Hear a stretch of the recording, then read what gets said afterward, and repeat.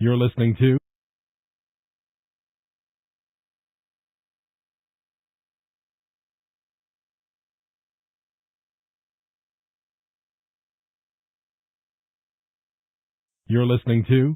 CFRN, the Christian Financial Radio Network.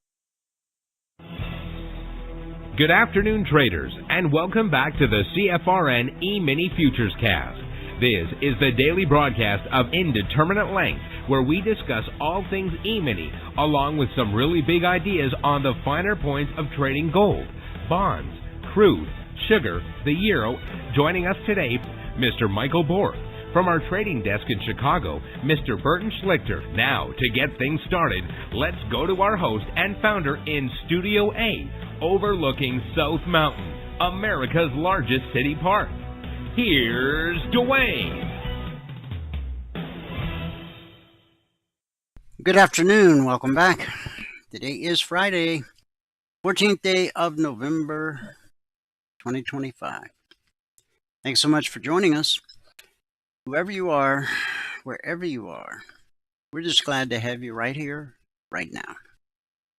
We do 2 live broadcasts every trading day. First broadcast is private. That's our live training room. To get in there, you got to be a member or taking your 1-week free trial.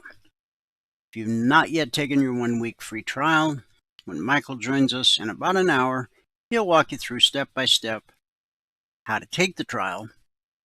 It'll take you about 3 minutes. He'll get your indicators up and indicating today. You'll have the weekend to get familiar with them. Your trial will officially begin Sunday night at 6 p.m. Eastern. That's when we start sending out the alerts. And we'll run all the way through next Friday afternoon at 5 p.m. Eastern. And there's no credit card required. We treat you like you are already a member for 5 consecutive trading days, so that at the end of the trial, you can make a well-informed, intelligent decision as to whether or not trading is right for you. Trust me, trading is not right for everybody. But you can find out. No credit card required. Now, when the live training room ends each day at 11:30 a.m. Eastern, we do take a 30-minute break and then come back for this broadcast, the noon broadcast, which is open to the public. That's everybody, everywhere on planet Earth with an internet-connected device. There's 2 different ways to join this afternoon broadcast live. The best way, you only have to do it once. Go to mytradingiq.com. Scroll down the page to where it says Noon Broadcast. Click the link, fill out the 30-second registration form, and you're done. What will happen going forward is every trading day, you'll get an email about an hour before the broadcast starts. In the email, there's a link.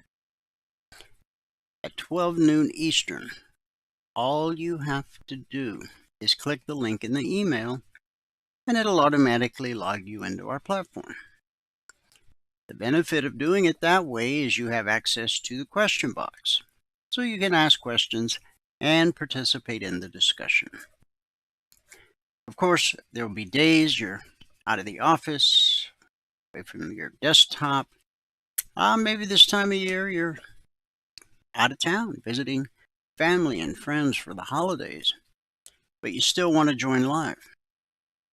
And then there'll be days when you're busy, you can't join live, but you do want to get caught up later. You can do both of those via our YouTube channel, which is easy to remember. youtube.com/CFRN. That's the Christian Financial Radio Network since 2005. But all you have to remember is youtube.com/CFRN. Not only do we broadcast live on our YouTube channel every trading day, as we're doing right now, simulcasting, we also archive each and every daily broadcast. Currently, there's over 2,900 daily episodes archived for your educational and viewing pleasure. And if you're new to the world of CFRN, it's a great way to get to know who we really are. Thanks to the power of YouTube, you can actually see how we've evolved over the years. You can scroll back 6 days, 6 weeks, 6 months, 6 years, even more. Now, obviously, you're not going to watch them all, nor do you need to.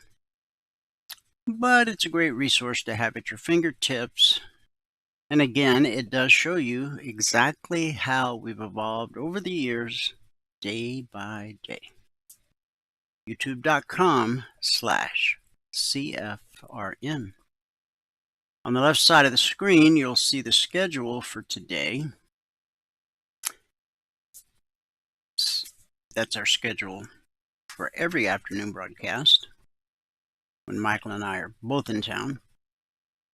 Well, he's in his town, I'm in my town. In other words, nobody's taking a vacation right now. He'll join us top of the hour to give us a recap of what happened this morning in the live training room, and then as time permits, do a little live trading on the TradingView platform.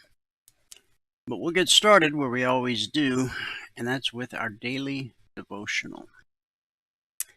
The topic that we're on day, I think it's 17 of 28. Sharing your faith. We're devoting 28 days to that topic because it is so important. Not to you if you're already a believer, but to those in your life who aren't a believer. Today's scripture is Acts 17, verses 16 through 34. I'm going to share it with you from the NIV translation. While Paul was waiting for them in Athens, he was greatly distressed to see that the city was full of idols. So he reasoned in the synagogue with both Jews and God-fearing Greeks, as well as in the marketplace, day by day, with those who happened to be there. A group of Epicurean and Stoic philosophers began to debate with him. Some of them asked, "What is this babbler trying to say?"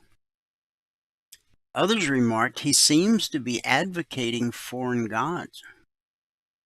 They said this because Paul was preaching the good news about Jesus and the resurrection.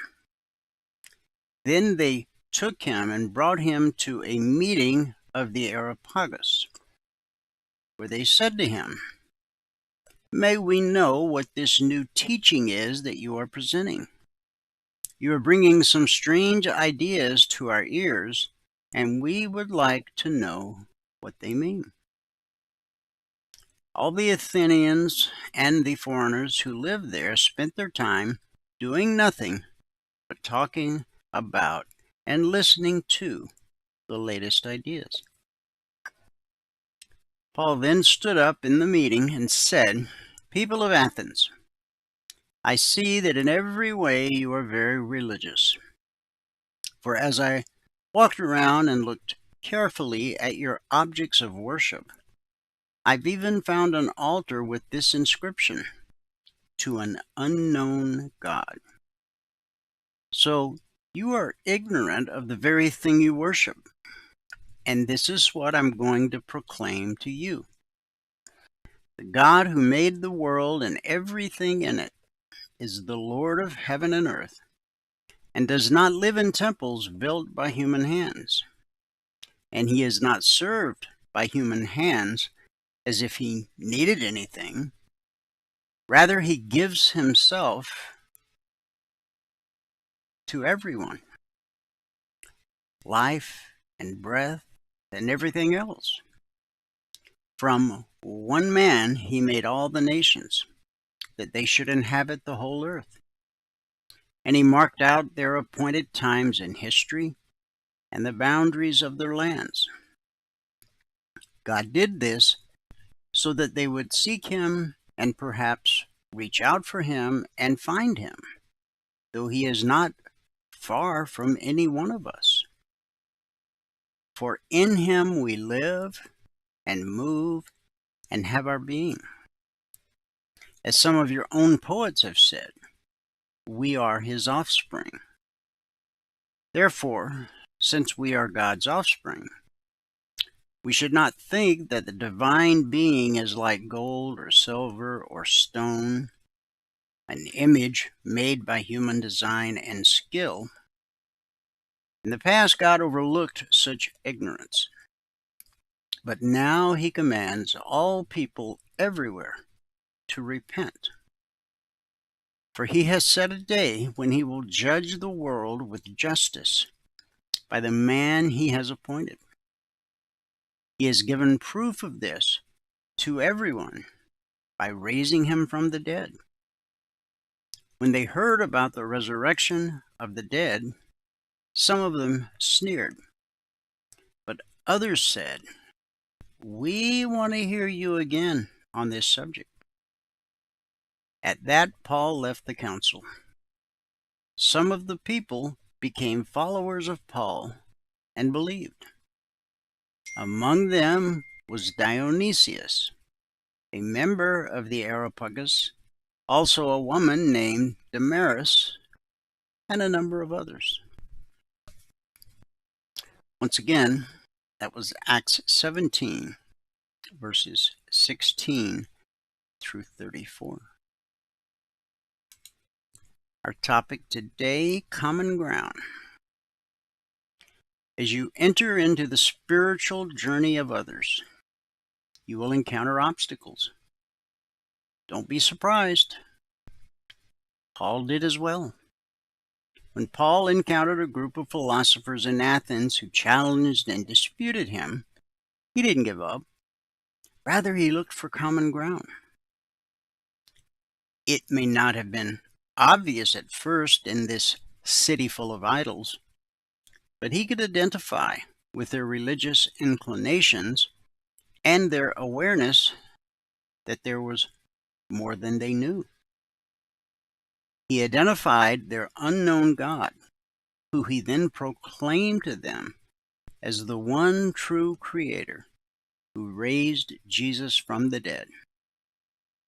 The result? Some sneered, others listened, and a few became followers. The responses that Paul received are common to what we see today. Effective bridge builders look for common ground in the midst of differences of outlook and belief. They don't compromise their own beliefs. Rather, they use the common ground as a starting place to build towards Jesus. There is always common ground if we'll just take the time to look. I want to encourage you. The next time you are in a discussion with someone who believes differently, look for the common ground. Start with what you agree on and build to Jesus. Let's pray.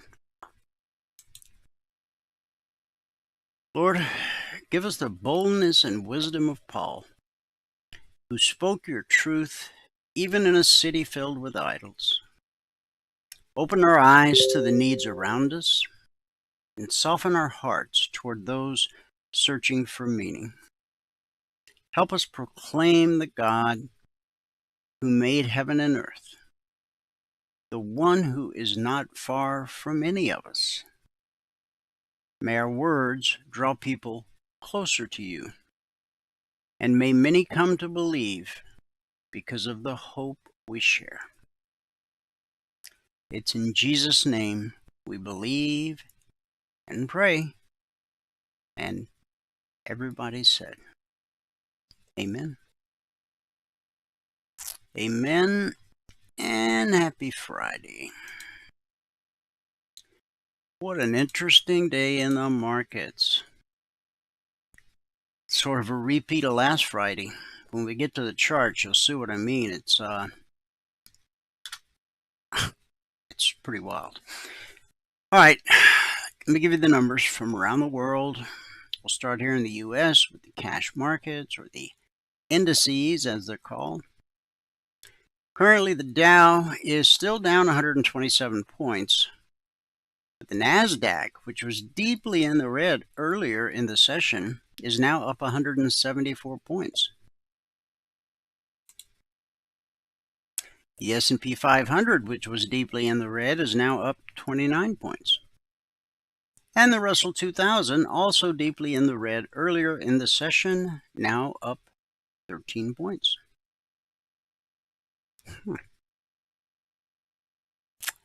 In the commodity basket, crude oil up $1.40, trading 60.09 last.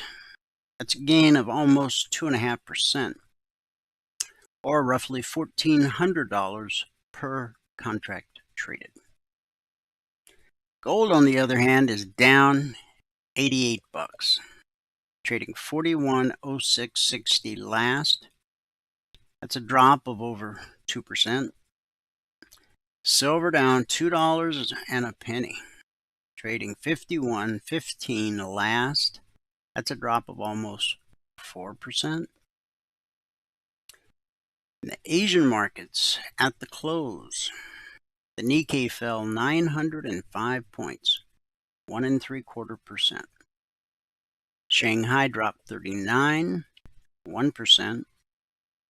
The Hang Seng fell 500 points, almost 2%. And in the European markets at the close, FTSE up down 109, well over 1%. The DAX down 165, the CAC down 62. So that gave us a red day in Asia. It was a red day for the UK. And at the moment, it is a mixed Radio Friday here in the US of A. As the Dow is still in the red, down 113 points, but that's not a lot for the Dow. It's about 0.25%. So there's certainly the potential by the end of the session today for the Dow to join the rest of the other indices in the green. And I'm telling you, when we get to the daily chart of the S&P, if you haven't been looking at it all morning, well, I'll just save it. Global news, what do we got? Many of the roughly 670,000 furloughed federal government employees began returning to work yesterday, after Congress passed the bill late Wednesday to end the U.S.'s longest ever government shutdown. Some government operations remain disrupted. States that had not released food stamp benefits this month due to the lack of federal funds, including West Virginia and South Carolina, will resume payments within 3 days. The Bureau of Labor Statistics plans to release its September jobs report as soon as next week, but it may not be able to provide accurate economic data for October. Meanwhile, flight reductions at 40 major airports were at 6% yesterday, with over 1,000 flight cancellations. Mandated flight restrictions will be rescinded once staffing returns to normal levels, potentially as soon as next week.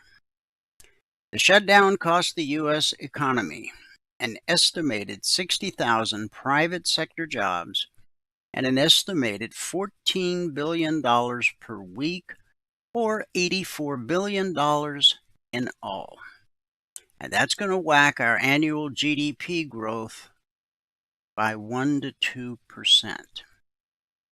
So I just got to ask you, Democrats, was it worth it? That's rhetorical. Roughly 1,000 Starbucks workers began a strike yesterday at 65 stores across more than 40 cities. Employees targeted Red Cup Day, one of the chain's biggest promotional events of the year, when customers get a free reusable cup with a holiday drink. Starbucks Workers United, representing 12,000 workers at about 550 of the company's 18,000 U.S. locations, said the protests are over stalled contract talks, demands for better staffing and higher wages, and hundreds of unfair labor practice charges. Starbucks said it offers the best compensation package in retail, estimating average pay and benefits at roughly $30 an hour, which includes paid family leave and tuition coverage. The promotion typically drives some of Starbucks' heaviest traffic, with 2024 marking its highest single-day U.S. sales ever.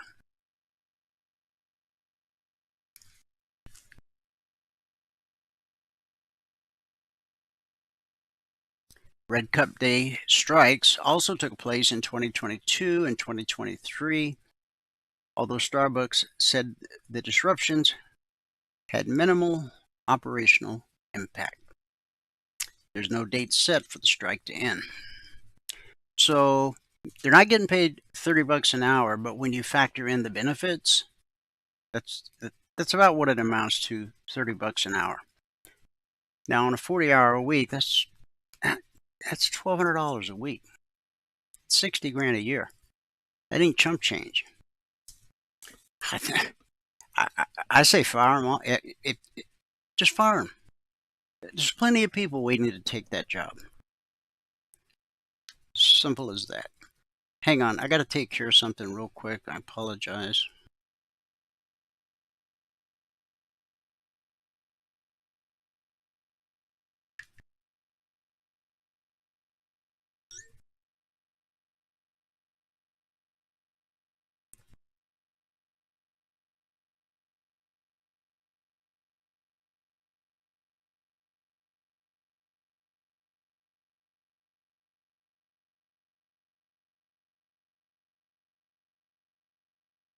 I'm sorry, just hold for me a second. I'm trying to be as quick as I can with this. It's not cooperating. Ever had that happen?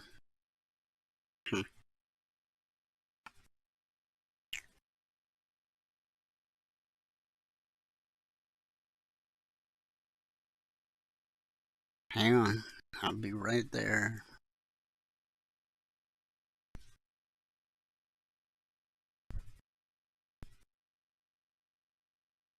Oh, that's not right. Yeah, I'm talking to myself. Just give me a minute.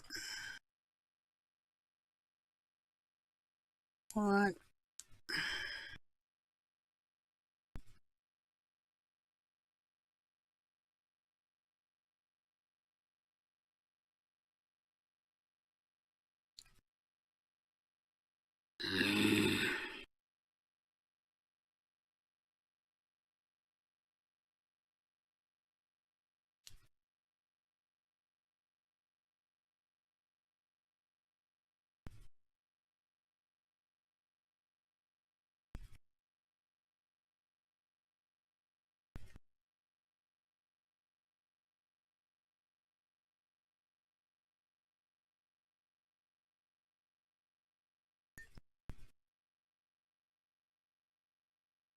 I'm almost done, guys. I promise.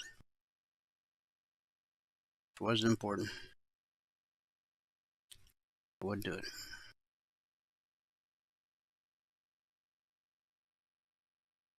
Alright, I think I'm done. We'll see. Anyway, so much for the Red Cup Rebellion. Starbucks workers, you're getting $30 an hour. Go back to work.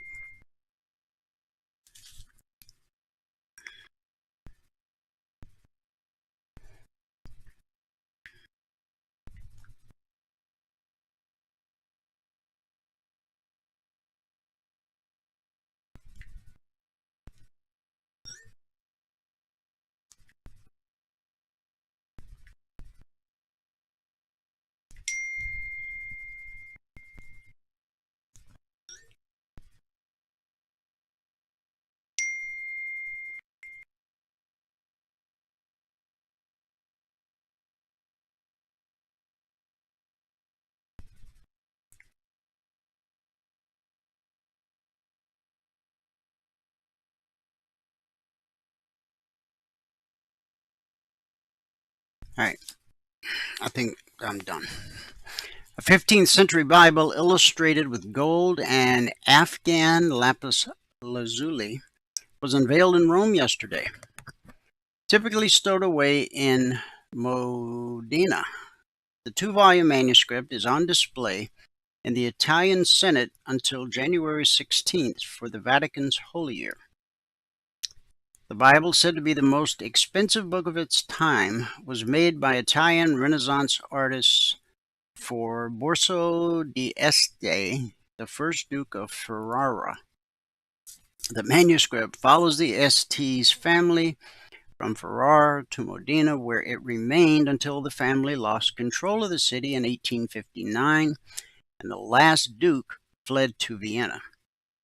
The Bible stayed among noble European families until Austria's last empress sold it to a Parisian antique collector in 1922.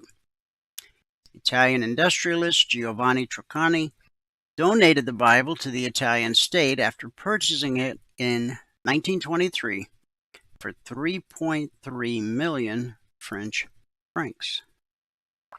The Holy Year, a Roman Catholic tradition, typically held every quarter century, draws tens of millions of pilgrims to Rome.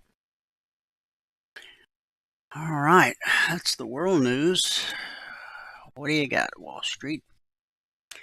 U.S. stocks recovered from steep losses today, battling back from Wall Street's steepest sell-off in over a month, amid ebbing faith in a December interest rate cut following the longest ever government shutdown. Wall Street's previous bruising session saw the major indexes log their steepest one-day declines in over a month. Tech stocks saw their earlier losses shrink mid-morning after AI concerns drove an exodus from riskier assets to less hotly valued sectors. Still, Tesla shares remained under pressure and broke below $400 before going green. Nvidia shares rebounded to also turn positive.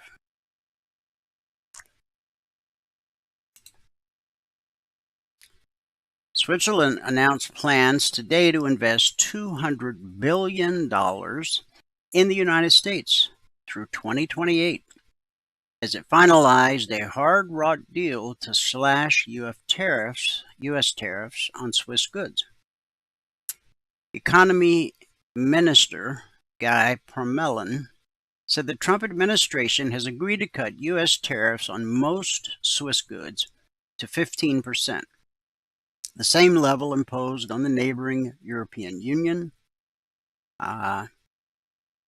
from 39%, the highest rate on any Western country. Well, they're pretty happy. And President Trump's talking about, well, you've heard him talk about the 50-year mortgage. Now he's talking about a portable mortgage. Now, there used to be a thing called assumable mortgages. In fact, I bought one. They were FHA-backed loans, and if you lived in a house and you were, current on your mortgage payments or whatnot, you could even do it if you were behind. When we were looking for a home for our women's shelter, I found a listing in the newspaper, and I went and I knocked on the door. It was a for sale by owner. Turns out it was somebody I actually knew. We had worked together in years gone by. And he just wanted to get out. He couldn't afford the mortgage payment anymore, and he wanted to move. So we went downtown, and for like the valuable consideration of $1, I assumed his loan. No credit check, no nothing. Hard to believe, right? Well, that whole thing got abused, and so they stopped the assumable mortgages. But maybe they're coming back. A portable mortgage, this is a little different. It's when you sell your house and buy a new place, but you keep your old home loan. If you've locked in a low mortgage rate and want to move, imagine the low rate mortgage moving with you. The big question about portable mortgages is, are they too good to be true? Yeah, Jeff, I hope they come back too. I'd be buying property like a madman. Okay, so are portable mortgages too good to be true? Porting a mortgage, it's a real thing, just not in the U.S. yet, but in Canada, the United Kingdom, yeah. Porting a mortgage allows you to keep your existing loan terms and interest rate when you buy another house, rather than getting a new loan that might have a higher interest rate. Portable mortgages are available in Canada and the United Kingdom, but not yet in the U.S. Canadian and UK borrowers typically have fixed-rate loans with terms lasting only 2 to 5 years. That's vastly different from the 15 and 30-year terms in the U.S. At the end of those short-term loans, homeowners in Canada and the UK can either pay off their mortgages in full or renew them and negotiate new terms. The shorter loan terms in Canada and the UK lend themselves to portability because borrowers can't lock in an interest rate for decades. So why aren't they available in the U.S.? The structure of the U.S. housing industry requires that a loan be paid off when a property is sold. That's because lending in America is primarily funded by mortgage-backed securities. Mortgage-backed securities are bundled loans with each mortgage tied to an individual property. And we all know what happened back in 2007, 2008. The Big Short. I mean, the housing market was just so on fire. And you could be working at the supermarket bagging groceries for $7 an hour and buy a $500,000 home. A lot of mortgage brokers some ended up going to jail. Most just got a slap on the wrist. A guy across the street from me, he was in this country illegally, bought a $300,000 home, never made a single payment, lived in it for a year until the sheriff came and threw him out. And then I tried to buy it, and I bid too low. Anyway, back to where was I? Young families could upgrade. Aging owners could downsize their homes. Young families could upgrade. Houses could change hands. The state of Maine floated mortgage portability in early 2025 in an effort to promote housing affordability. However, since Maine cannot single-handedly reinvent the housing finance industry, the bill died after a single committee hearing. The Trump administration is considering housing affordability measures ranging from 50-year mortgages, which I think is the worst idea in the world, to an expansion of assumable mortgages. It's now actively evaluating portable mortgages, according to the Federal Housing Finance Agency Director Bill Pulte. It would take just that, the President and an act of Congress, to construct a new infrastructure of U.S. home lending to accommodate portable mortgages.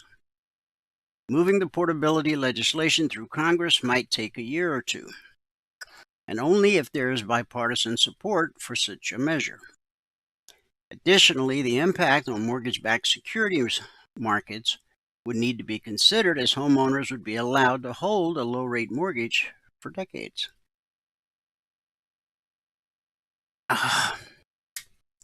Here's the thing. When my wife and I bought the first couple of houses we bought when we were young, interest rates run about 10%. And the average house sold for about 50 grand. So you could figure if you were looking at a house selling for 50 grand, you knew that your monthly mortgage payment was going to be, around $500, somewhere in that neighborhood. A little less depending on how much you put down. Now, here's the deal. If you, let's say, just to round the numbers up, let's say you bought a $100,000 house and you got a 10% mortgage. Now, if you think that's crazy, prior to my wife and I buying our first home, mortgage rates in America were at 18%. So 10% was like a gift. Anyhow, if you bought a $100,000 house at 10% and financed it for 30 years, okay, that's a typical 30-year mortgage. What you end up paying over those 30 years is $300,000 for a $100,000 home. I think the 30-year mortgage is the biggest con of the American people there ever was. And now we're going to go to 50? No. Did you know if you have a 30-year mortgage, if you make one extra mortgage payment a year and apply it directly to the principal, you can have your 30-year mortgage paid off in about less than 20 years. Talk to some banker, financial professional. They'll clue you in. In fact, Bank of America right now, the mortgage on my home, when I call in to make the payment, it's an automated thing. But I noticed about 6 months ago, they said we have a new option. If you want to apply additional, above and beyond your mortgage payment, if you want to apply additional money to the principal of your loan, just tell me how much. Even if you just throw $50 a month or $100 a month at that thing, it's really going to make a difference. If you're on the long side of that 30 years, people of our age are typically on the shorter side of the 30 years. But anyway, that's what's happening in the world of home financing. The Epstein hoax, is it? President Trump is asking Attorney General Pam Bondi to investigate financier Jeffrey Epstein's involvement with prominent Democrats, including a former president. Now that the Democrats are using the Epstein hoax involving Democrats, not Republicans, to try and deflect from their disastrous shutdown and all of their other failures, I'll be asking Attorney General Pam Bondi and the Department of Justice, together with our great patriots at the FBI, to investigate Epstein's involvement and relationship with Bill Clinton, Larry Summers, Reid Hoffman, J.P. Morgan, Chase, and many other people and institutions to determine what was really going on with them and him. He called the Democrats' obsession with Epstein another Russia scam, with all the arrows pointing to the Democrats. Okay, I got so much more news, but we're just going to go to the local news before we run out of time on this Friday. Logic 247. That's our 24/7 around-the-clock Emini alert service. Currently, we're in week 380. That's a little over 7 years. Over the last 380 weeks, we've issued over 20,900 individual handcrafted alerts. And what we've averaged on a weekly basis is 20% or less of the alerts being stopped out based on simple market structure and a simple process we teach all of our passport holders. This week, since the markets opened Sunday night at 6 p.m., this past Sunday night at 6 p.m. Eastern, we've issued a total of 67 alerts. Each one has an entry price, an initial target, additional targets in most cases, and then a final trade to target. They're designed to help you learn how to read a chart. You can trade them too, that's just a bonus. But the real purpose is so you learn how to read a chart. When Valerie did the recap this morning at 6:30 a.m. Eastern, we were still waiting on the outcome of 17. But because of what we saw in the markets today, that steep sell-off, I know that triggered and filled a lot of those waiting. And now this rally back, that's also affecting some. So she'll update it and finalize it for the week this afternoon or tomorrow morning. But at the time of the recap this morning, 6:30 a.m. Eastern, we had 50 actionable alerts this week, of which 3, or 6%, would have been stopped out. Again, just based on simple market structure. No fancy algorithm, no nonsense, no parlor tricks, just reading the chart and placing a trade based on market structure. Now, the logic alerts can come out anytime around the clock, 2 a.m. or 2 p.m. Futures trade around the clock. We have traders around the globe. Our day session is their night session, and vice versa. 380 weeks is a long time, but many years before Logic 247 was birthed, we had our original alert service, the concierge trade alerts. Now, they're different in a lot of different ways, but for the purpose of this discussion, I'm just going to tell you they don't come out around the clock. The CTAs are published typically 5 minutes ahead of the Globex Open each evening. So what that means is all of our traders had all of these targets 5 minutes before the Friday session began last night at 6 p.m. Eastern. The S&P, the Dow, the Russell, crude oil, the NQ, gold, and silver. So let's go to the charts and just see what's up. We'll start, of course, where we always do, with the S&P 500 E-mini futures daily chart, the bellwether.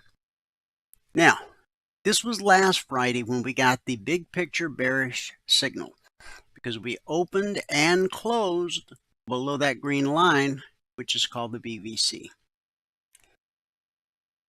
Today, we could open and close below it. We opened here. We ran all the way down here, just like we did last Friday. And now, look where we are. We're within striking distance of the BVC. So, if we touch that green line before the close today at 5 p.m. Eastern, that will negate the bearish signal. Now, price always reverts to the mean. In our case, the mean is green. We call it the BVC. Back here on March 3rd, we had a candle open and close below the BVC. So we're bearish. Now, price reverts to the mean.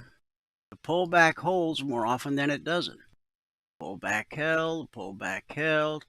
The pullback held until it didn't. Okay, right here. On April 25th, we had a candle open and close above the BVC. But remember, price always reverts to the mean. The pullback held, the pullback held. 3-day pullback held. Every pullback held. Here. We had this monster 6-day pullback. 6 days. 1, 2, 3, 4, 5, 6. See that? Every one of them is touching the green line, the BVC. Not only did the 6-day pullback hold, it went on to put in a new all-time historic closing high and a new all-time historic intraday high.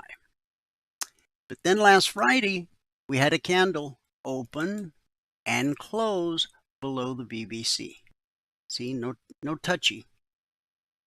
Now that's our big picture signal to look for lower prices, like you saw over here.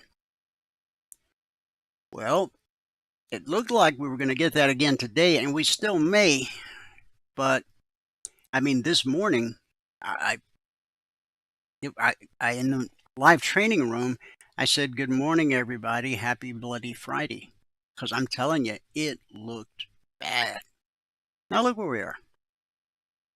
We're up against the 50% fib extension resistance. Then there's the BBC. Then there's resistance times 2. Of course, support is at 38, which was yesterday's low. See yesterday's low? It hit the 38 to the tick. Okay, so that's the big picture look. Now, all alerts are created on the 30-minute chart. There's nothing magic about 30 minutes. It's just a time frame I chose years ago, and I've stuck with it. Now, the vertical lines that you see, that separates today Friday, over here's Thursday, back here's Wednesday, Tuesday. You get the idea. The horizontal lines are the weekly trading zones. We've published the weekly zones for our members every Monday for almost 16 years. The 14th of next month will mark 16 years. When price drops to a weekly trading zone, we expect support till proven otherwise. When price rallies up to a weekly trading zone, we expect resistance till proven otherwise. Now, let me just kind of show you.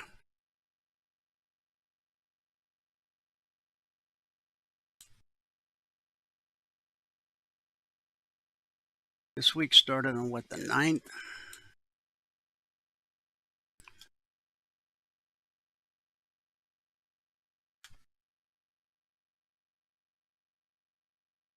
What's going on?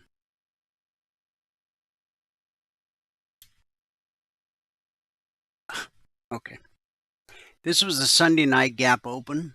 Okay. And then as you can see, price ran up and then found support at the zone, then ran up and found support at the zone, then ran up. And it looked like we were heading to the highest weekly trading zone, but we topped out here. You see, when this high was unable to take out this high, that brought us this. Okay.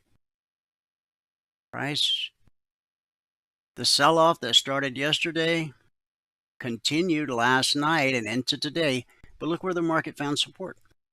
At the weekly trading zone published Monday morning at 6:15 a.m. Eastern. Once the zones are published Monday morning at 6:15 a.m. Eastern, they're carved in stone for the entire week. They don't change in any way whatsoever. So last night, the market opened here below the BBC.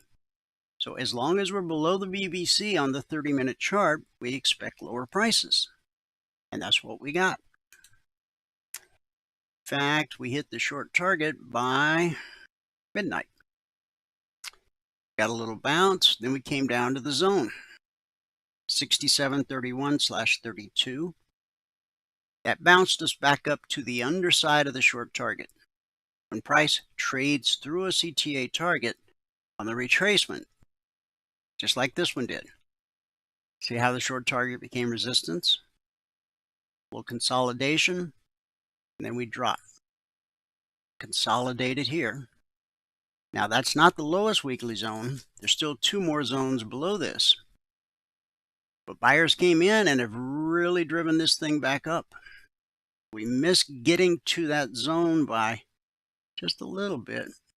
What did we get up to? What was the high?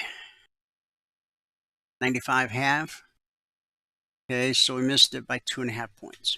Okay, so that's where we expect resistance. Now, only one of 3 things happens when price encounters a weekly trading zone. 70% of the time, it's this consolidation. 20% of the time rejection, 10% of the time the slice. That's when a 30-minute candle slices through a zone like it's not even there. When that happens and the move runs out of steam, price will typically retrace back to the zone it sliced through, then continue in the direction of the slice. Now, we had a slice this morning that did not do that. It just continued on down to the next zone that was published Monday morning, found support, and support will always send the market looking for resistance. And it found it just shy of that zone. You see this area right here? That's a spot I would have been looking for possibly resistance. That's where the black step line crossed to the right side of red and falling. Okay. So people always ask me, how far back do you have to look? In this case, you only had to look back one day. Sometimes we have to look back a week or 2 weeks. So we're above the BBC. The black step line is directly above blue and climbing. If the step line crosses to the right side of blue and climbing, then we should get a retracement to the BBC. Pullback holds more often than it doesn't. Is it going to hold this time? There's no way to know. It's not possible. If price trades through the BBC, then you've got the zone right here as potential support. You got this low as potential support. Right here where red turned to blue. And then the zone and the low of the day. Pretty simple. The Dow. Okay. Yesterday and Wednesday, we got above the highest weekly trading zone on the Dow. But on both days, I remarked, by close of business on Friday, based on the last 16 years of history, price will be at or below the highest weekly zone. And look where we are. This was the open line. Where did we find support yesterday on the big sell-off? The zone. This candle right here, that's the closing candle yesterday, and that little green candle, that's the open last night. And by 2 a.m. Eastern, we hit the short target. Support bounced us up to the zone. Resistance sent us down to the zone support. We consolidated, then we dropped to the next zone. Now, look what happened when price hit this zone. We got this huge bounce. And then we came back down and hit it again. But this time buyers really took it seriously and walked it up and got us above the BBC. But you see where we got resistance now? The underside of the short target. What was once support has become resistance. Sure, you've heard that before. Okay. Now, what we need to see for the Dow is for it to get above this zone and take out these highs right here, if we're actually going to see a true rally into the close like we did last Friday. Okay. All the markets are green except the Dow. The Dow opened right here last night. We've still got a ways to go to get the Dow into the green. The Russell, as you can see, this is where we opened last night. And, okay, we opened, we overshot the zone. Still one more zone down below. But buyers came in right here. Now, you'd have to scroll back a long ways. In fact, I don't know if I can take you back that far. What's this low? It's roughly 2354.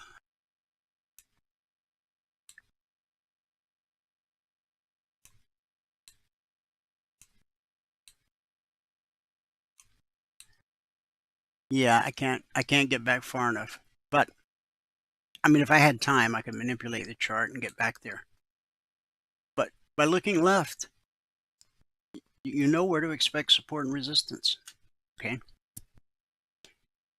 Trust me, there's a reason why price stopped here and headed higher. Okay? a technical reason. And it took us right up to the zone where we found resistance. Now look what's happening with the black step line. See how it's starting to angle to the right?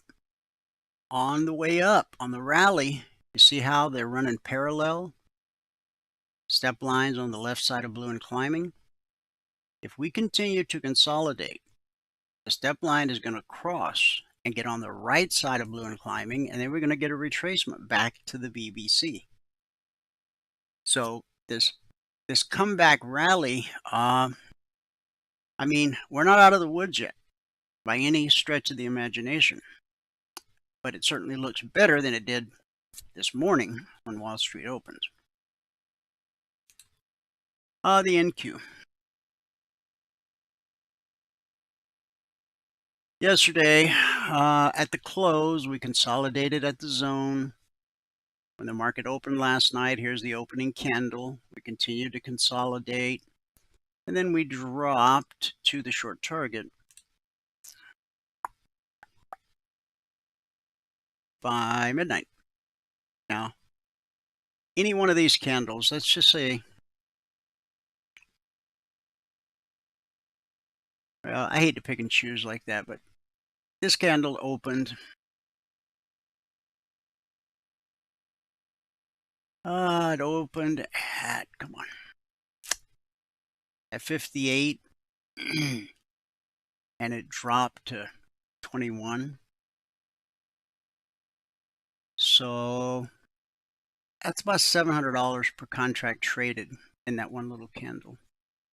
Okay, now support sent us up to resistance at the zone. Remember, that zone was support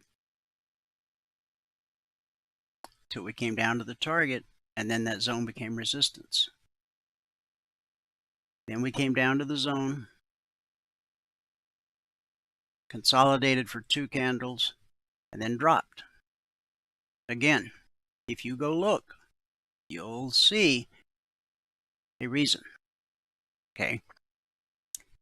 Buyers came in, drove us up, got us above this zone. Now, here's a slice, okay? And what happened when it ran out of steam? Price retraced back to the zone it sliced through. We had a red candle, back to the zone, and then we continued in the direction of the slice. Happens over and over and over again. And why are we stalling out here? Well, look at the horizontal line on my cursor, and there's your answer. The next spot is up where the long target is. But we've lost some of that bullish flavor. Now, crude oil was just kind of all over the place. It made a $2,000 per contract rally off the open last night, from 58.60 to 60.60. That's worth $2,000 per contract traded. When the price of crude moves $1, that's worth $1,000 per contract traded. And that's a $2 move. When gold moves $1, that's worth $100 per contract traded. When silver moves $1, that's $5,000 per contract traded. So crude opened here, hit the zone, overcame the zone, and got to the target. Okay. Target was based off this high right here. So we hit it. I mean, just this one candle right here. Opened at $58.98. Let's call it $59. No, can't do that. We opened at, hang on.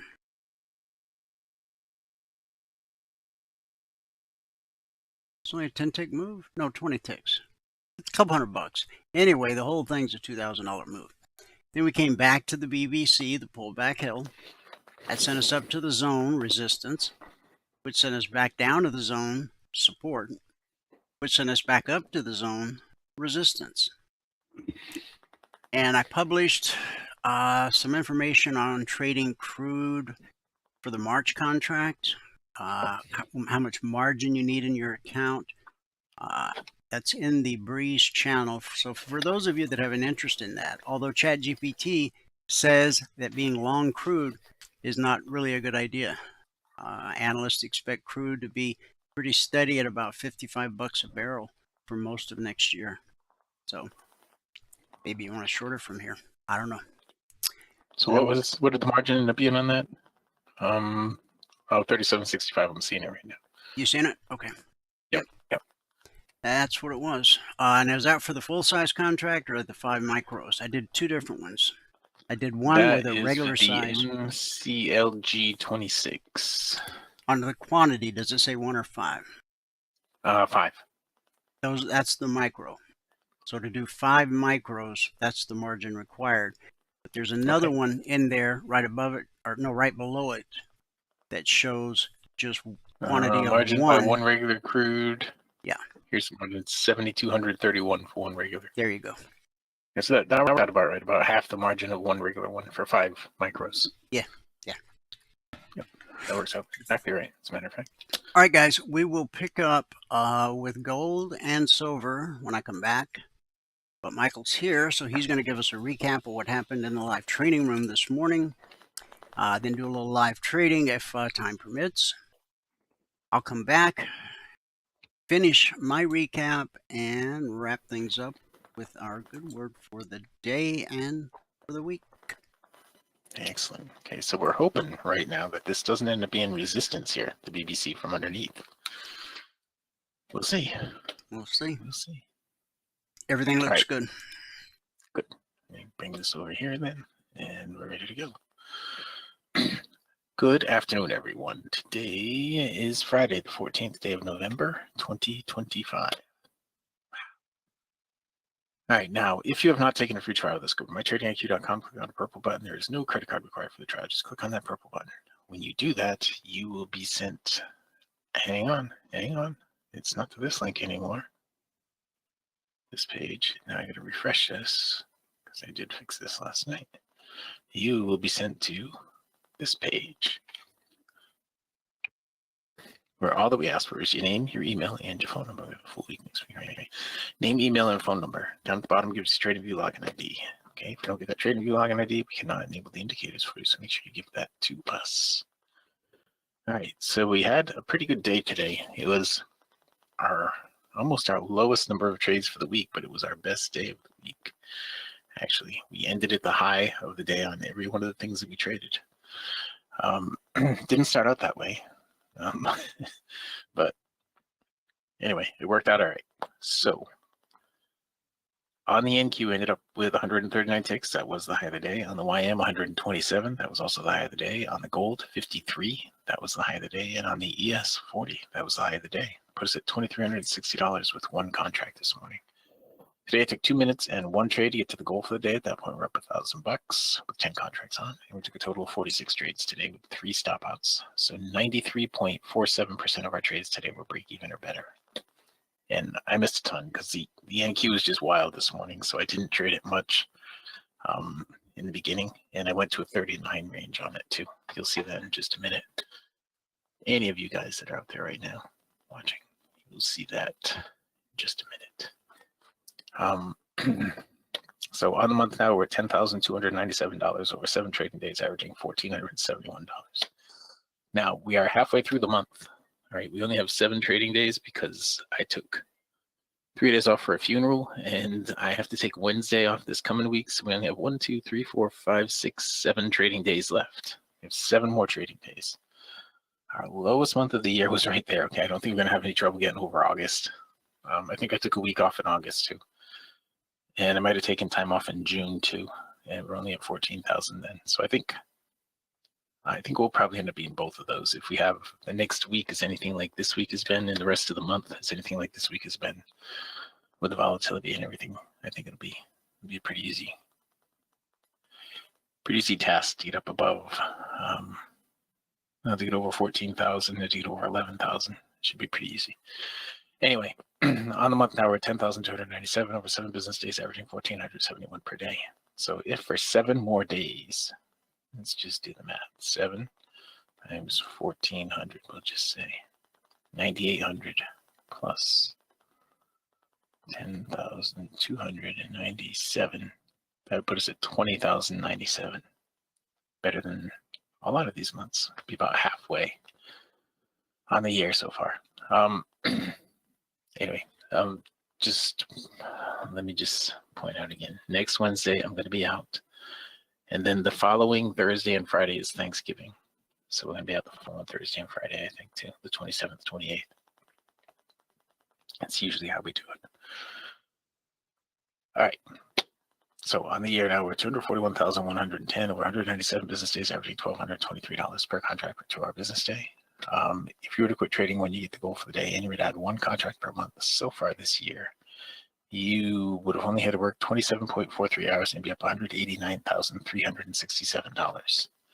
Pretty good money if you can get it. All right. So now I'm going to go down here, and this is going to be my new my new spreadsheet for what I do in this section. Okay, because it'll keep track of everything. So again, if you haven't taken free trial, go ahead to mytradinghq.com, click on the purple no credit card required, fill out the form.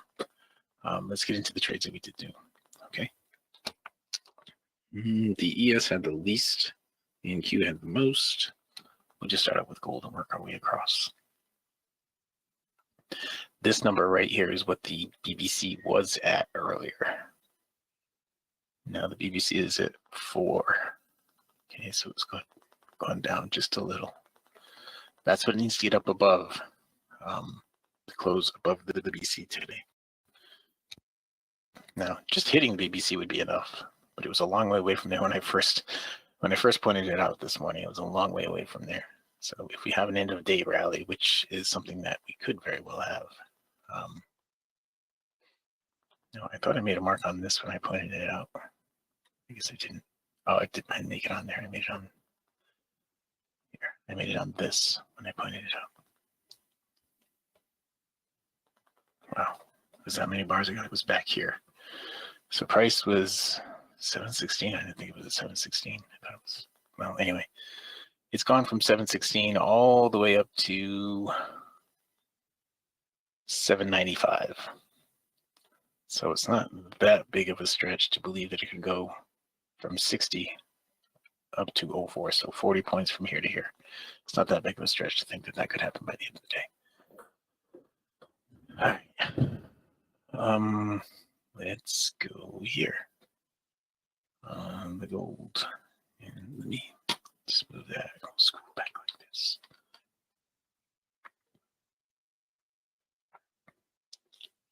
Okay. We're almost there. It doesn't look like I see any arrows on there. I hope I didn't delete all the arrows today.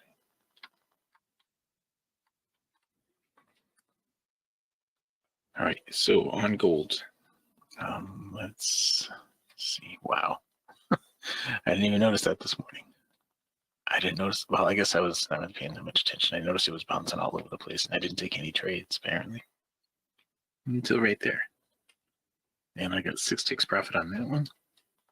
And then break even. 1 tick profit on that. Got me to 7. 3 ticks there got me to 10.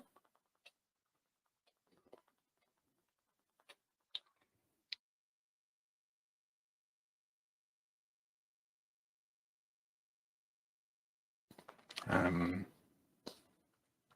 10 there got me to 20. Then 10 more got me to 30.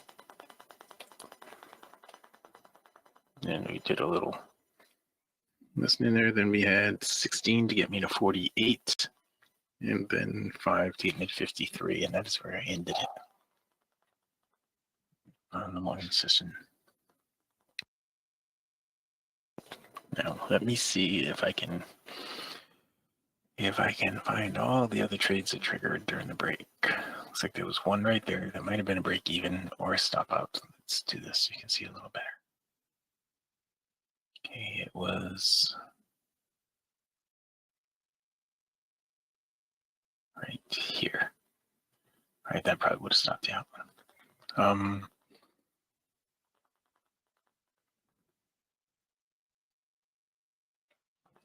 Lots of movement, but not a lot of trades. This right here would have been a decent trade.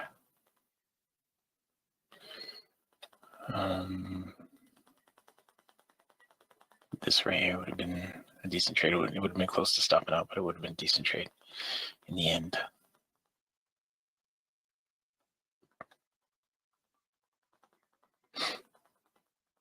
That would have been a break even probably. This would have been a decent trade. And that was it. That was it on the gold. So we ended up with plus 53 on the gold. And the YM, we ended up with a good number on the YM today, but I don't think it started out that way. So controlling back on that guy.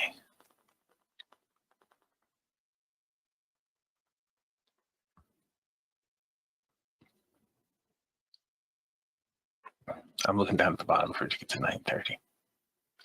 There it is. Okay, double left click over here. There it is.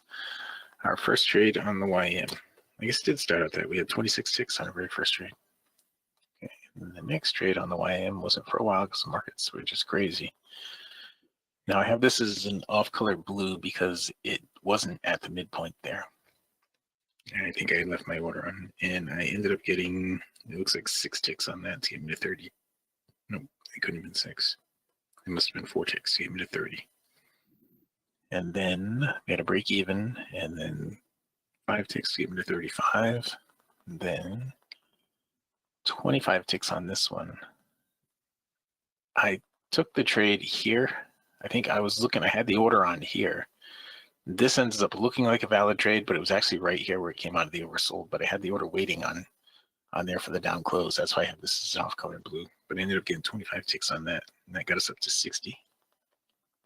And moving all the way over here, we had a break even, and then we had a 14 tick trade there to get us to 74, then a 7 tick there to get us to 81, 14, then a 7 to 81, and from 81 to 86, and 86 to 91, 91 to 101, then 101 to 126, 126 to 127. And that was it on the YM for us today. So there's a lot of movement in here once the European markets closed. That's kind of what I was thinking was going to happen. I waited a little extra today to see what was going to happen when the European markets closed, and it did continue up.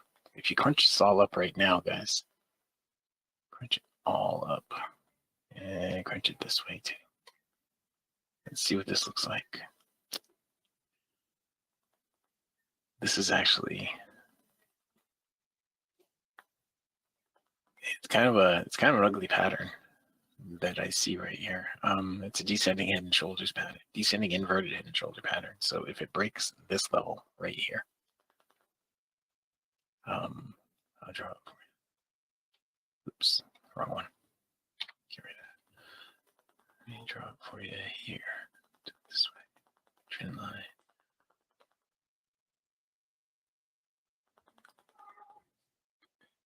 If it breaks down below that, it's going to get really ugly. But by the same token, we had this big gap right here that it just filled. And so it's got to figure out what it's going to do after this gap fill, which it's done now. But if it moves up above right here, then it will become an actual inverted head and shoulder pattern bullish. This is bearish right now, okay?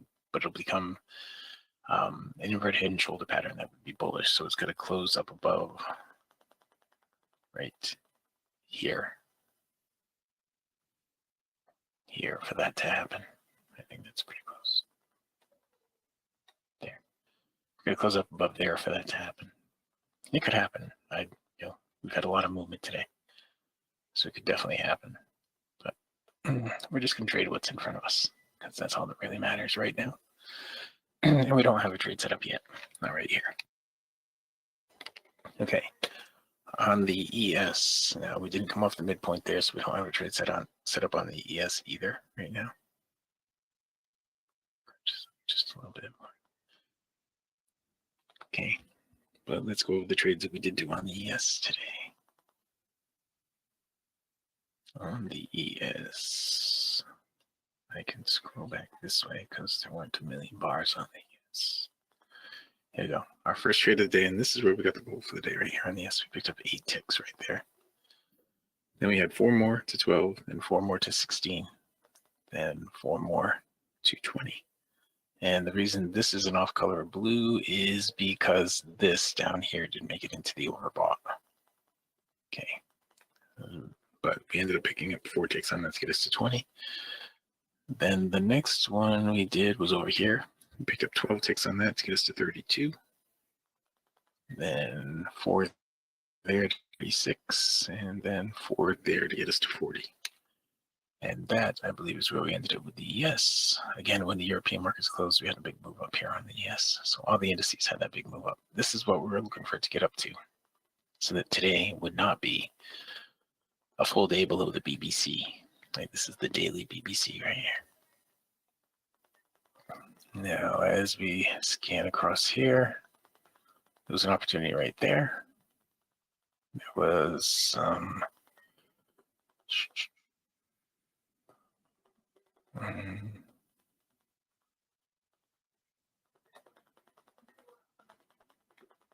right there was a short. A lot of movement, but not a lot of trades. Right there was a long. And that was it. This one right here, James, if you're watching, you see how right there it wasn't flat on the bar before. That's why this is not a trade right here. Okay. And so that was it on the yes. We ended up with plus 40 on the yes. Now the NQ. I kind of want to look at the ES the same way I looked at the YM before I move on to the NQ. Yeah, the ES has got a completely different pattern than the YM did. This has got an inverted head and shoulder pattern, and it's already looking pretty bullish on it. This is one shoulder, this is the other shoulder. This shoulder is higher than that shoulder, so it's an ascending head and shoulder pattern. If price gets up above right here now, if it gets up above 795, then it should be good, probably all the way up to here, to 850, possibly. The first spot you would look for is right here, though, 806. So that should happen. If it gets up above 795, you should get up to 806. You should have another 10 points in it at least. Okay, again, that's bigger picture stuff. In my world, this is what matters. This right here. All right, the NQ, I'm gonna have to do the control back thing on this guy.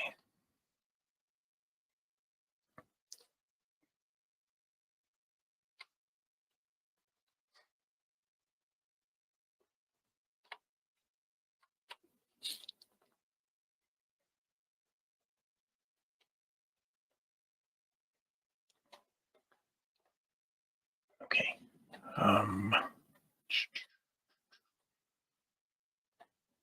Here we go.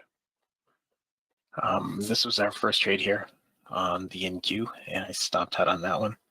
Now, I wasn't getting away with anything on the NQ. I made mistakes on the NQ today. I got stopped out on every one of them, I think.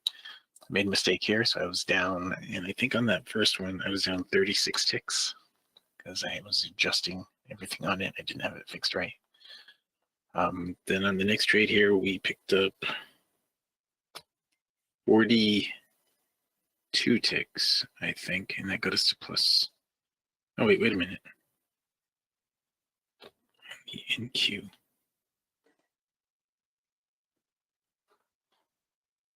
Yeah, this was a minus 36. That's right.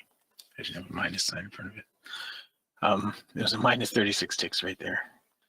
And then we picked up 42 on this. Remember, we're on a 39 range here, so every one of these bars is 39 ticks. Picked up 42 on that to get us to plus 6 and break even. Then 1 there to get us to 7. Then we had another trade in here somewhere. This might have been the one. We might have had something in here that got us to 7, and this one here got us to 50.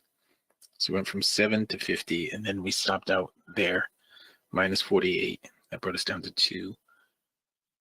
And then we had this one. I got away with that one. I got 11 ticks on that. That got us to 13. And then I stopped out on this. That was minus 48. That brought us down to minus. Wait a minute. Oh, I don't know what I did on that. But we got to 13. Hang on. Oh, that's what it is. 13. I screwed something up on this one. That's what it was. I screwed something up on this one, and I actually accidentally took 2 trades on that. And one of them gave profit, and one of them didn't. And I ended up with minus 15 points overall. I think minus 16, not points, but ticks. So I went from 13 to minus 3 after this stop out right there. And then I picked up 8 ticks there to get me to plus 5. And then I went from 5 to 13. And then from 13 to 29, and 29 to 77 on that one. And 77 to 86, and 86 to 87, 87 to 90, 90 to 91, and 91 to 139 right there. And that is where we wrapped it up. Okay. So the NQ in the early part of the session, if we go back there, if we go back to right in here, this stuff, it was almost untradeable. It was bouncing around so fast in here. These are 39 tick range bars, and you get one every couple of seconds in here. So it's bouncing around really fast. So I wasn't really trading all that much on the NQ at that point. It slowed down after a while, and now here we are. We still have the 39 range on, so we're still going to trade with the 39 range until the end of today. But looking at the trade setups that happened during the break, they were not a lot. One right there.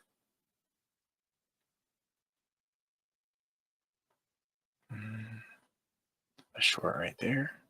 So 2, 3. That I think would have been a break even.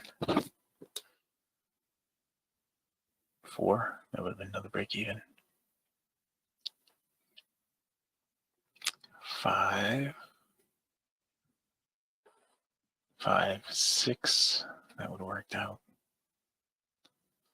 7. The 48 tick stop. I don't know. It would have been close to a stop out right there. And that brings us current. So there were 7 or 8 trades with maybe 1 or 2 stop outs in the whole mix. But here we are. If we get a down close on this, it will be a short. If I can find my DOM, I will try to put it on, but I gotta get out of all this stuff. Okay, we need a down close on that. There, it currently is going to be stopping, closing down, I think. Now, it has, the reason I'm on a 39 is because you can put your stop limit. There it is. It just went, and my stop just went to break even. Okay. I'm going to lock in 4 ticks on this. 8 ticks on this. And we're out with 8 ticks. Okay, so let's go here. We'll put E and Q on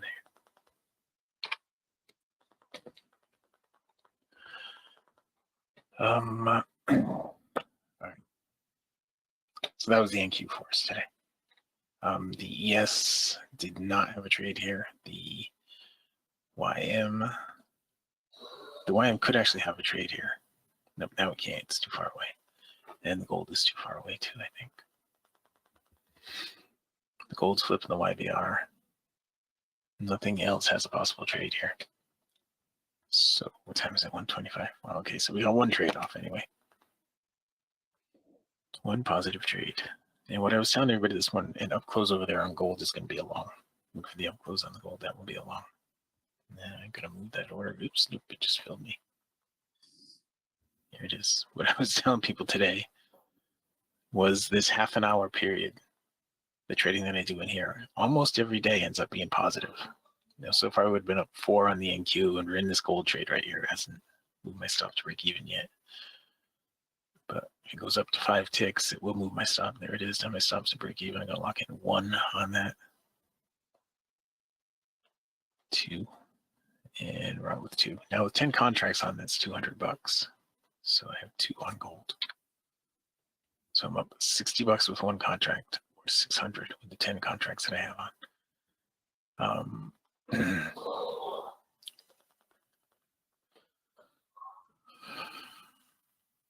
And so just wait for some more trades. It's 1:26 already. Wow. We only have 3.5 minutes left. But we've had 2 positive trades so far.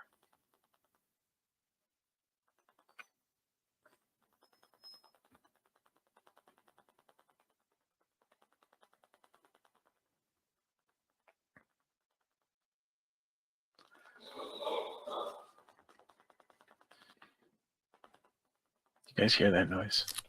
I heard, yeah, just a little bit. Yeah. The DNC is in quite an uproar.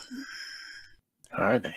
They've been told that beginning in February, that they're going to have to physically show up to work 5 days a week. Oh. They think that's very callous. That they It's inconsiderate. Yeah, it's really cramping their style. Pelosi's not there. They have to install a bar.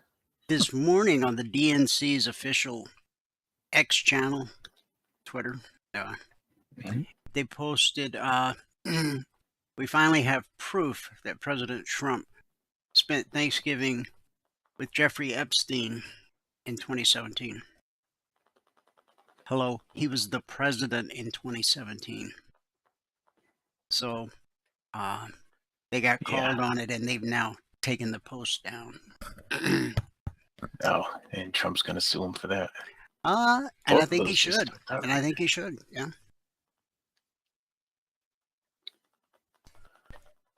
Both of those just stopped out. So this is not going to be a positive session. The NQ, we just had to stop out. It's a big stop on that right now. And the ES had to stop out. That is unusual. Well, it's okay. We still got a little bit of time left. We can have one good trade on each one of those and make it up. And yeah. I wonder who released that. It was ABC that released that. Trump No, ABC. it was actually the DNC, their official Twitter channel. Oh, okay. Oh, I think I have to find a scapegoat for that. Somebody's head's got to roll. Unbelievable. Yes. There's a bunch of Starbucks employees who are going on strike today. Today's like 40, Red Cup 40 Day. stores. And if you take what they get paid and add in the benefits, because Starbucks is generous with the benefits, they're making the equivalent of $30 an hour. Serving up coffee. Yeah, serving coffee. $30 an hour. That's 60 grand a year. Hello. Yeah. I mean, that ain't chump change. No, it's a lot of people. Like that's more than the national average. It's probably almost double the national average. Yeah. And the national average includes people with degrees, Right. Not kids that are still in high school. Exactly.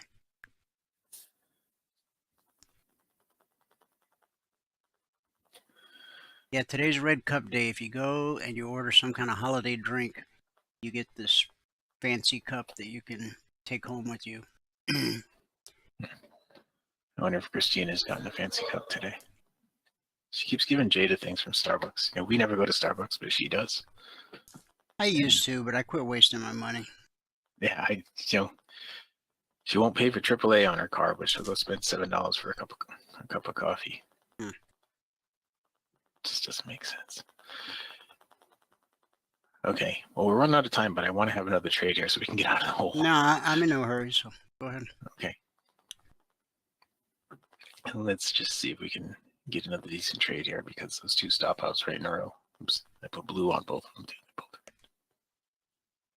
After 3 stop outs all morning, I get 2 in a row. in this session. That's not right. Okay. So we'll see over here on the NQ now if we have, I don't know, that's going to be too far away. I think on the up close, that'll be too far away. On the ES, it could happen though. And on the YM, it could happen. And on the gold, it could happen. Well, in the NQ, if you get a down close and an up close, that won't work. No, it's going to be too far away right now. Oh, I see. I wasn't even looking at the 50-yard line. The ES, the YM just triggered. Okay. That one's in. That'll do it. The ES is about to trigger. So get ready for that. And we'll see what happens here with the YM. And the gold. Okay, the YM's already at break even. The gold is starting to run up a little bit. Here's the gold. With the gold, I'm gonna lock in. Get it all. Got all 25 on the gold, and we almost got all 25 on the YM too. Oops. Okay. That should have done it. That should have fixed it right there. 25 on the YM, 25 on the gold, and I thought I had an ES trade on there too, but let me just see. Too bad you didn't, because that worked out nicely. I'll go check. I thought I had put one on. It might have given me something on it. Let me go check and see if I had an ES trade.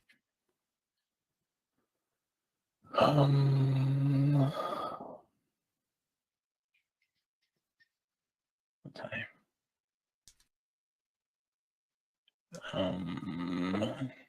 No, I didn't. But I got 25 on each of those. So let's go see if that fixes things. On the gold, that puts that at 27. And on the YM at 25.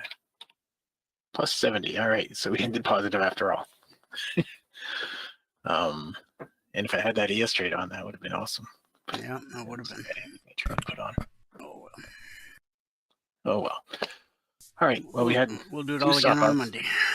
Yeah, we will do it all again on Monday. We had 2 stop outs, but we came right back with 2 beautiful trades here, and if I had the ES trade on, we'd have been way up. All right, so if you haven't taken a free trial with us, go here to mytradingiq.com, click on the purple button. There's no credit card required for the trial. Just click on that purple button, fill out this form. If you take the trial now, you have the stuff all weekend, and you have 5 days next week with it as well. All right? All right, everyone. With that, I'm going to wrap it up. If I don't have any meetings with you, I hope you all have a great, safe weekend, and I hope you all make good decisions and be back trading with us again on Monday.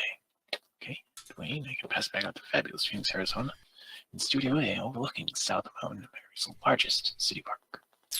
Recap of the morning session. Today it took 2 minutes and 1 trade to get to $1,000 with 10 contracts on.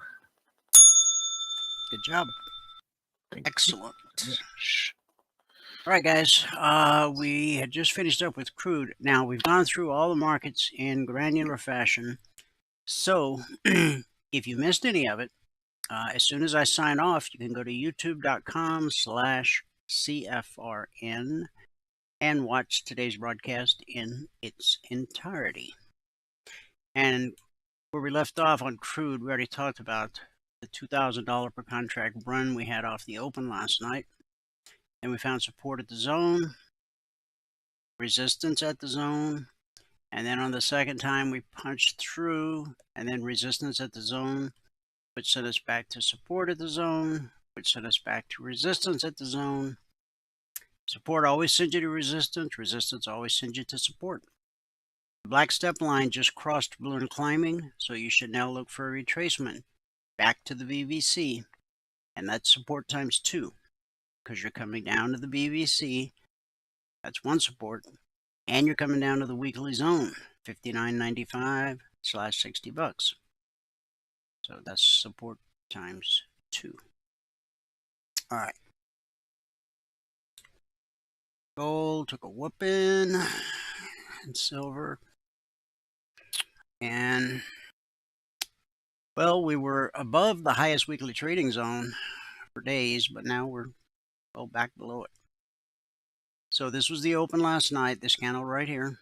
Remember, everyone had these CTA targets 5 minutes before the market opened. And from the open, we ran up to the BBC. The pullback held, sent us down to blue and climbing, which we expect to be support, and that sent us right up to the long target. Resistance. Now, we spiked the target by just a little bit. You see that wick right there? See it? There you go. So that's going to send the market looking for support, which it found at the short target, which was based off right here, where red turned to blue. Support sends us to resistance at the BBC, the pullback hill, and that sent us down. We traded through this zone, the slice, but then look what happened. It ran out of steam. It retraced back to the zone it sliced through to the tick and continued in the direction of the slice to find support at the zone. These are the zones that were issued Monday morning at 6:15 a.m. Eastern. Once they're published Monday morning, they're carved in stone for the entire week. So then we came back down to this zone, support. Step line crossed, and we got blue and climbing, so we're trying to get that pull back to the BBC. Hopefully we can overcome it and back up to that highest weekly zone. Let's see. Silver got hammered as well, maybe even more so. This is the highest weekly zone right here, and we are just slightly above it. This was the open last night. You only need 2 pennies in silver to get your goal for the day. So last night, silver opened at, come on.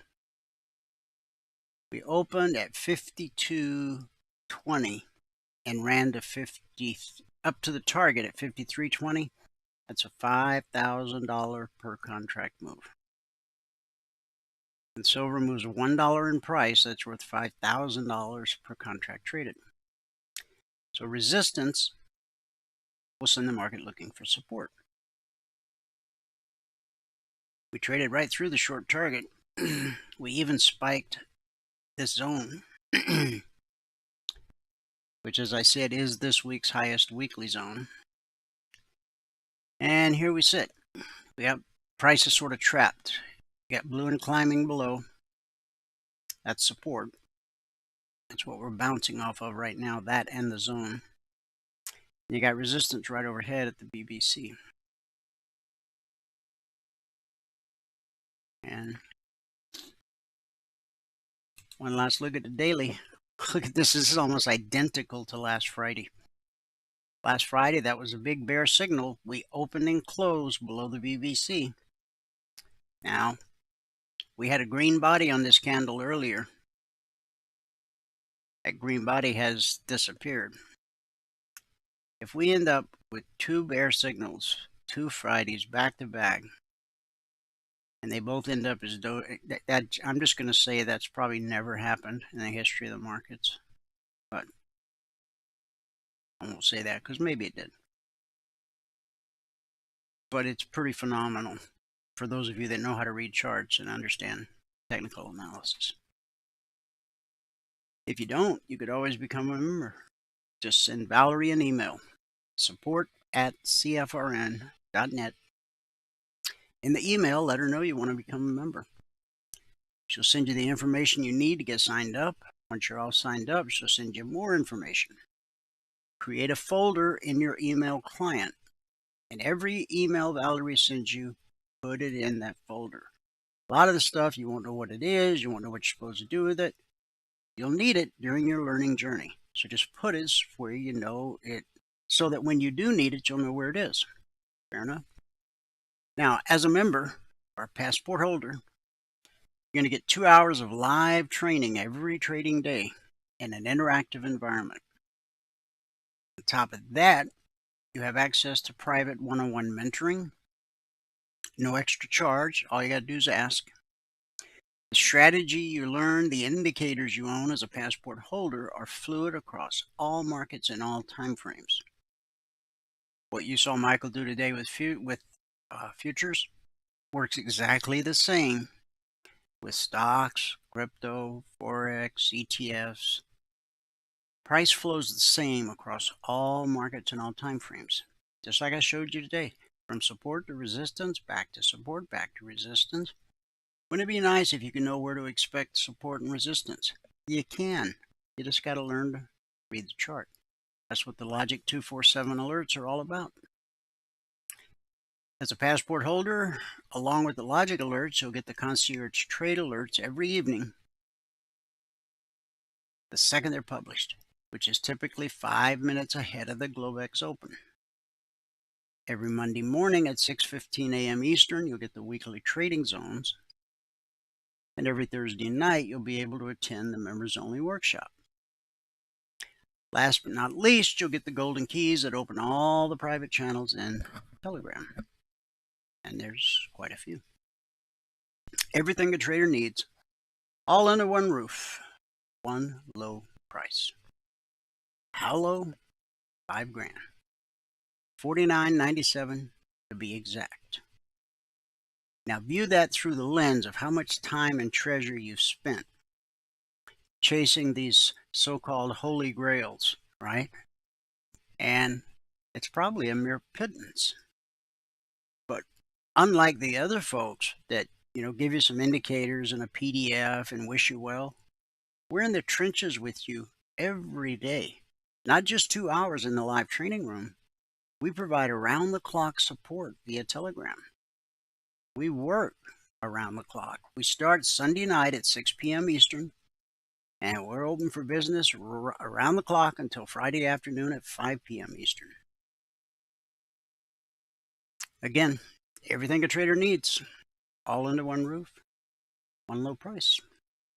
Let's wrap this week up with our good word for the day. Speak Life, Part 2. Let the weak say, I am strong. Joel 3:10. Notice the Bible doesn't say, let the weak call their friends and discuss their weaknesses. Or let the weak talk about their weaknesses. Or let the weak whine about their weaknesses. No, it basically says, let the weak say the opposite of how they feel. So instead of talking about the way you are, talk about the way you desire to be. Talk about what God's Word says you can be, have, and experience. If you get up each morning feeling exhausted and beat down, instead of groaning about it, you need to declare, I am strong in the Lord. This is the day that the Lord has made. I will rejoice and be glad in it. Psalm 118:24. When you do that, you will not only alter how you feel, but also your attitude. You won't step into the day with a tired, defeated victim mentality. You'll go out with a winning mentality, with a bounce in your step, with a grin on your face, and with your shoulders squared. When God's Word becomes your word, it will lift your spirit and help you see yourself and your situations a whole new way. Jesus said in Mark 11:23, whoever says to this mountain, be removed and be cast into the sea, and does not doubt in his heart, but believes that those things he says will be done, will have whatever he says. Now, a lot of people take that scripture and go, yeah, that ain't true. All right. Let's talk about this for a minute. Look at what it says. You say, whatever it is you say, mountain be cast into the sea. And you don't doubt it in your heart, but believe that those things will be done. You see, true faith is the absence of doubt. Faith in the Bible was compared to the tiniest of seeds, the mustard seed. It says if you have the faith, just the size of a tiny mustard seed, Because that much faith means there is absolutely no doubt. You don't pray and hope things will get better. You pray and believe things are better. And you thank God for it. That's why we go to church and worship and lift our hands. Sometimes the miracles God does in our lives are so obvious. But how many times, how many miracles has He done that you don't even know anything about? Maybe one day you decided to take a different route to work for some odd reason. And who knows what tragedy could have befallen you had you taken your normal route. I mean, there's all kinds of things. God takes care of His own.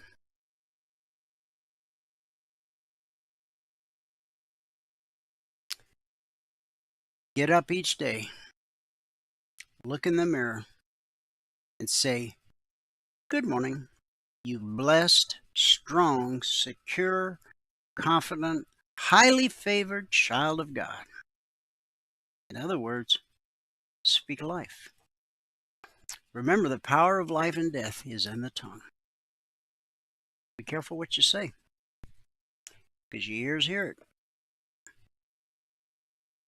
Thoughts become words, words become actions, and actions become whatever reality you're living in right now. That's our good word for today. Thanks for tuning in. Whoever you are, wherever you are, may God continue to richly bless you with His mercy and with His grace. And I'll see you at the bell.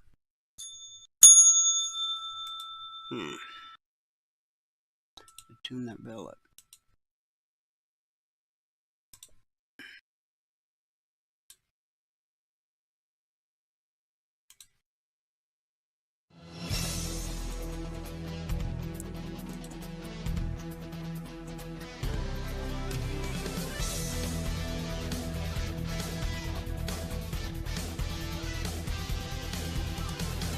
Remember this, there is no greater return on investment than to see a human life changed and given hope.